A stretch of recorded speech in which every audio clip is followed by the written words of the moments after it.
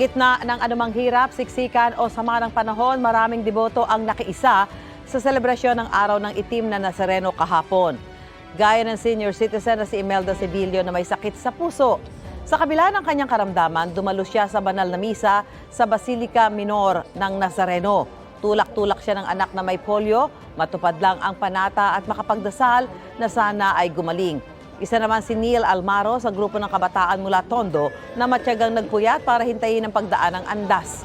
Bagong opera lang siya dahil sa appendicitis pero hindi raw ito dahilan para putulin ang debosyon na nagsimula pa noong 2014.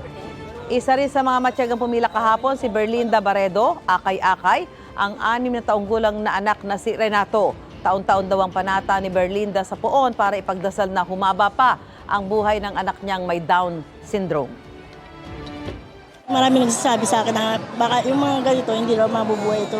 Down syndrome siya, hindi siya makapagsalita. Mahirap po pero kailangan ko pong gumaling mula pa po noon. Matagal na po akong ganito. Mga kapuso, para una ka sa mga balita, mag-subscribe sa GMA Integrated News sa YouTube. Sa mga kapuso abroad, subaybayan niyo po kami sa GMA Pinoy TV at sa www.gmanews.tv.